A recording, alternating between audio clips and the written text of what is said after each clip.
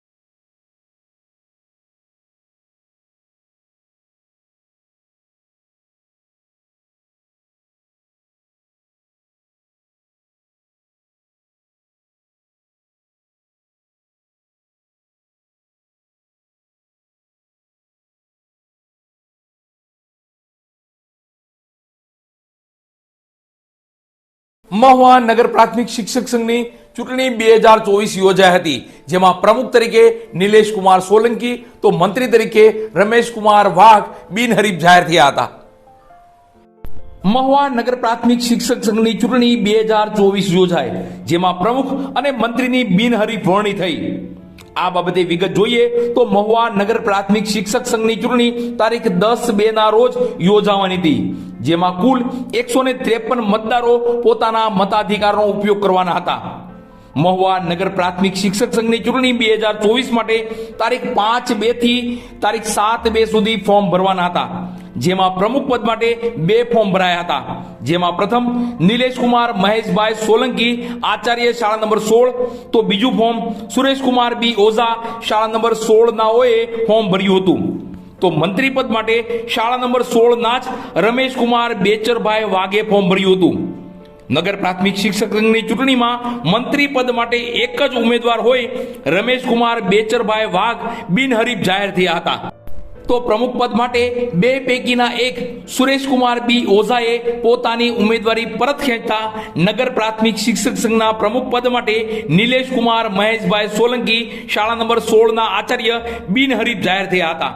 અત્રે ઉલ્લેખનીય છે કે આ ચૂંટણી પ્રક્રિયામાં ચૂંટણી અધિકારી તરીકે ઝાકીરભાઈ સુંદરાણી રહ્યા હતા અને તેઓ દ્વારા સ્વચ્છ અને સ્પષ્ટ કામગીરી કરાઈ હતી. સૌ નગર પ્રાથમિક શિક્ષક સંઘના સભ્યો દ્વારા નવનિયુક્ત પ્રમુખ અને મંત્રીને શુભકામનાઓ પાઠવવામાં આવી હતી. નિલેશભાઈ મહેશભાઈ સોલંકી, આચાર્ય શાળા નંબર 16. અમારી મહુવા નગર પ્રાથમિક શિક્ષક સંઘમાં ચૂંટણીનું આયોજન 3/2/2024ના જાહેરનામા અનુસંધાને કરવામાં આવેલ, જેમાં 5/2/2024થી 7/2/2024ના રોજ ચૂંટણી ફોર્મ ભરાણા, 8/2/2024ના રોજ ચૂંટણી ફોર્મ પરત ખેંચવાની તારીખ અને 10/2/2024ના રોજ ચૂંટણીનું આયોજન શાળા નંબર 5 ખાતે કરવાનું હોય. આ અંતર્ગત 8/2/2024ના રોજ પ્રમુખ પદ તરીકે 2 ફોર્મ આવવામાં આવેલ અને મહામંત્રી તરીકે 1 જ ફોર્મ આવવામાં આવેલ, જેમાં 8/2/2024ના રોજ જ પરિણામ ડિક્લેર થઈ જતા 8/2/2024ના રોજ મહુવા નગર પ્રાથમિક શિક્ષક સંઘના પ્રમુખ તરીકે નિલેશભાઈ મહેશભાઈ સોલંકી એટલે કે મારી બિનહરીફ નિમણૂક કરવામાં આવી છે અને મહામંત્રી તરીકે રમેશકુમાર બેચરભાઈ વાઘ મહામંત્રી તરીકે બિનહરીફ તરીકે ચૂંટાઈ આવ્યા છે. આભાર.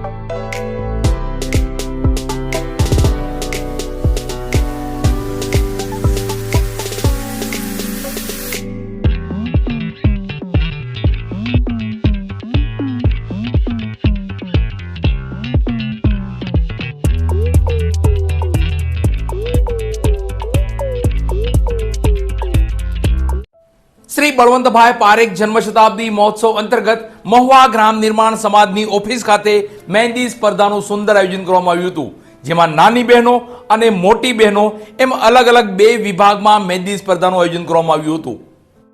શ્રી બળવંતભાઈ પારેખની જન્મ શતાબ્દી મહોત્સવ અંતર્ગત મહુવા ગ્રામ નિર્માણ સમાજની ઓફિસ ખાતે મહેંદી સ્પર્ધાનું આયોજન થયું હતું, જેમાં ઉત્સાહભેર 40 સ્પર્ધક બહેનોએ ભાગ લીધો હતો. બળવંતભાઈ પારેખની જન્મ શતાબ્દી મહોત્સવ અંતર્ગત વિવિધ કાર્યક્રમો યોજાયા અને યોજાનાર પણ છે. ત્યારે આજ રોજ મહુવા ગ્રામ નિર્માણ સમાજની ઓફિસ ખાતે મહેંદી સ્પર્ધાનું આયોજન થયું હતું, જેમાં નાની બહેનો અને મોટી બહેનો એમ 2 વિભાગમાં આ સ્પર્ધા યોજાઈ હતી. આ સ્પર્ધાની શરૂઆત ભારતીય સંસ્કૃતિને અનુસરી દીપ પ્રાગટ્ય કરાયું હતું, જેમાં ગ્રામ નિર્માણ સમાજના ઇસ્માઇલભાઈ કલાણિયા, નિર્ણાયકશ્રીઓ, આમંત્રિત મહેમાનો અને ગ્રામ નિર્માણ સમાજની બહેનો દ્વારા દીપ પ્રાગટ્ય કરાયું હતું. આ મહેંદી સ્પર્ધામાં જસવંતભાઈ મહેતા ફાઉન્ડેશન દ્વારા ચાલતા મહેંદી ક્લાસની બહેનોએ ઉત્સાહભેર ભાગ લીધો હતો. નાની બહેનો અને મોટી બહેનો મળી કુલ 40 બહેનોએ મહેંદી સ્પર્ધામાં ભાગ લીધો હતો. 40 જેટલા સ્પર્ધકો હોય નિર્ણાયકશ્રીઓને પણ પોતાનો નિર્ણય રજૂ કરવા દુવિધા ઊભી થઈ હતી, છતાં પણ સ્પર્ધાના નિયમો, ચોકસાઈ, મહેંદીની ડિઝાઇન, ઝીણવટપૂર્વકના વળાંકો આ તમામ બાબતોને ધ્યાને લઈ પોતાનો નિર્ણય નિર્ણાયકશ્રીઓએ રજૂ કર્યો હતો. 40 જેટલી મોટી સંખ્યામાં બહેનોએ સ્પર્ધામાં ભાગ લીધો, છતાં પણ ગ્રામ નિર્માણ સમાજ અને બહેનો દ્વારા સુંદર વ્યવસ્થા ગોઠવવામાં આવી હતી. બળવંતભાઈ પારેખ જન્મ શતાબ્દી નિમિત્તે આજના રોજ વાસી તળાવ ખાતે જસવંત મહેતા ફાઉન્ડેશન દ્વારા ચાલતા સીવણ ક્લાસ, બ્યુટી પાર્લર, મહેંદી ક્લાસ અને દોરી વર્ક, એમાં આજના રોજ મહેંદી ક્લાસમાં જે ક્લાસીસ શરૂ છે તે બહેનોની આજે હરીફાઈનું આયોજન કરવામાં આવેલું હતું. 40 થી વધુ બહેનોએ ભાગ લીધેલો છે. તેમાં જસવંત મહેતા ફાઉન્ડેશનમાં ચાલતા ક્લાસીસની તમામ બહેનો, ગ્રામ નિર્માણ સમાજની બહેનો અને આજના નિર્ણાયકોનો ખૂબ ખૂબ અમૂલ્ય ફાળો છે. કારણ કે નિર્ણાયકોને પણ કન્ફ્યુઝ થઈ ગયા કે આમાં કોને નંબર આપો અને કોને નંબર ન આપો. ઓછી ફીમાં શીખેલી બહેનોએ આજે ભાગ લીધો, એટલે મહુવામાં અને ક્લાસીસમાં અને પીડીલાઇટના ક્લાસીસમાં અમે ગર્વ અનુભવીએ છીએ કે 40 જેટલી બહેનોએ ભાગ લીધો. બસ સમાચારોમાં અત્યારે આટલું જ. ફરી સમાચારો સાથે કાલે મળશું. ત્યાં સુધી હું પરેશ ચૌહાણ અને લીડ મહુવા ન્યૂઝની સમગ્ર ટીમ. શુભરાત્રી.